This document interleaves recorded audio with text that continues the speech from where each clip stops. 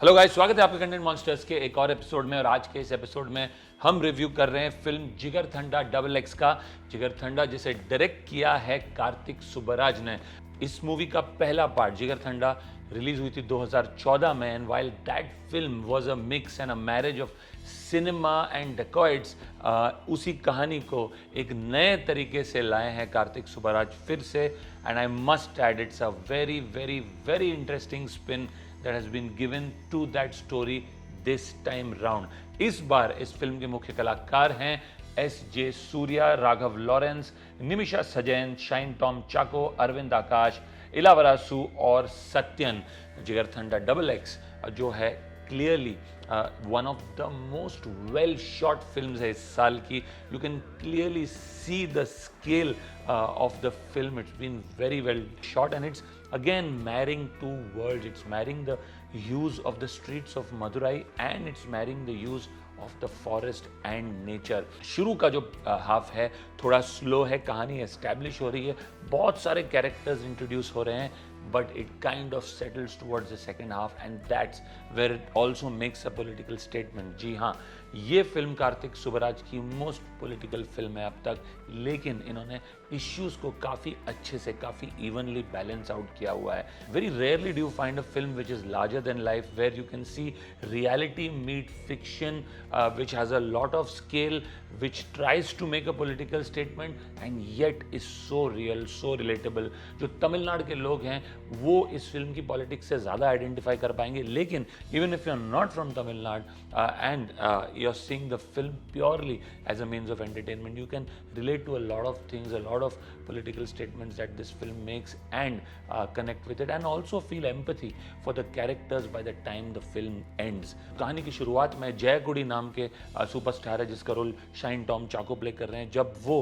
चाहते हैं कि वो चीफ मिनिस्टर बने, बट उनके जो कंपिटिटर है प्लेड बाय इला वरासु, वो सीएम की रेस में आगे निकल जाते हैं। वो अपने भाई जिसका रोल नवीन चंद्रा प्ले कर रहे हैं, एक रूथलेस पुलिस इंस्पेक्टर रत्न कुमार के नाम से, उसे कहते हैं कि किसी भी तरह इला वरासु के 4 जो की एसोसिएट्स हैं उन्हें ख़त्म कर दे। उन्हें ख़त्म करने के लिए वो भेजते हैं एक इनोसेंट बंदे को जो कि जेल में सड़ रहा है सालों से फॉर अ क्राइम जो उसने किया नहीं है। उसका नाम है किरुबाकन और उसे भेजा जाता है एलियस सीजर, जिसका रोल राघव लॉरेंस प्ले कर रहे हैं, उसे मारने के लिए, क्योंकि वो पूरे मदुरई को कंट्रोल करता है और वो इला वरासु का खास आदमी है। लेकिन एलियस सीजर जो है सिनेमा का बहुत बड़ा फ़ैन है। कई साल पहले उसके गांव में क्लिंट ईस्टवुड ने शूट की थी और ये एज अ बच्चा उसे उसकी गन मांगता है, लेकिन गन के बजाय वो उसे अपना पुराना कैमरा दे देता है। तब से ही is fascinated about cinema, specifically the kind of cinema Clint Eastwood used to create, और उस कैमरा से वो बहुत फैसिनेटेड है। जब एस जे सूर्या पहुंचते हैं मदुरई में उसे मारने, चूंकि ये खुद एक काफ़ी डरपोक इंसान है,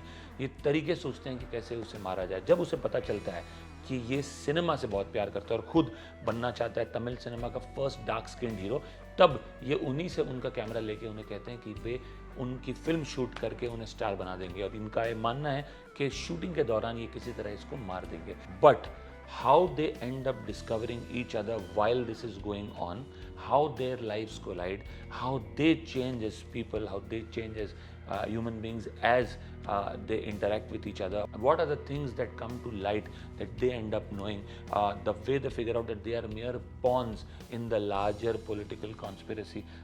Then it is then that the film takes steam, like I said, in the second half, and it then veers towards how it is important to save some of our tribals, save the forest, save the animals.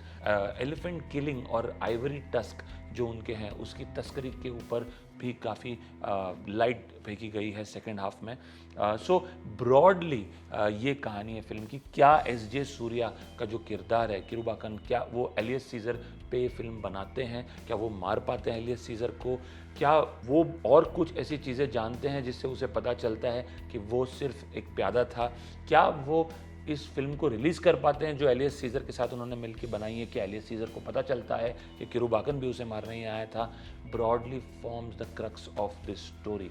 But जैसा कि मैंने कहा, बहुत ही खूबसूरती से ये सब दर्शाया गया है। There is a lot that is cramped up in close to 2.5 hours plus of this film. It's not easy to watch in the initial part. जैसा मैंने कहा स्लो है, बहुत सारे कैरेक्टर्स आते हैं एक के बाद एक, but by the time you get a grasp of it, by the time the story settles very clear, आपको समझ में आने लग जाता है कि होने वाला क्या है. And that second half where more and more revelations keep tumbling out is an absolute hoot. Without a doubt I would say one of the best films of this year, Jigarthanda. जैसा कि मैंने कहा, बहुत रेयरली होता है कि एक film में रियलिटी इस तरह से फिक्शन को मिलती है. बहुत रेयरली होता है कि एक स्ट्रॉन्ग पॉलिटिकल और सोशल मैसेज भी उस फिल्म में होता है, and yet that film manages to entertain. Performance wise brilliant, whether it's S.J. Surya, whether it's Raghav Lawrence, whether it's Nimisha Sajan, whether it's Naveen Chandra, or whether it's Satyan or Shine Tom Chako, all of them are absolutely brilliant. But without a doubt, Raghav Lawrence and S.J. Surya absolutely take the cake in terms of performance. Without a doubt, इस कहानी के सबसे बड़े asset हैं, और इन दोनों की जो केमिस्ट्री है वो बहुत ही बढ़िया है, बहुत ही बढ़िया है. Like I said, the film has been shot very very well. Cinematography इस फिल्म का एक बहुत बहुत बड़ा strong point है. बैकग्राउंड स्कोर इस फिल्म का बहुत बहुत बढ़िया है. और जैसा कि मैंने कहा, lastly I will say, rarely एक फिल्म होती है जो एंटरटेनमेंट और एक सोशल मैसेज को इस तरह से कंबाइन कर पाती है. So all in all I will recommend that you watch this film for sure. अगर आपने थिएटर्स में नहीं देखी है, इसे नेटफ्लिक्स पे ज़रूर देखिए. जस्ट मे बी लेंथ इसकी थोड़ी सी कम हो सकती थी.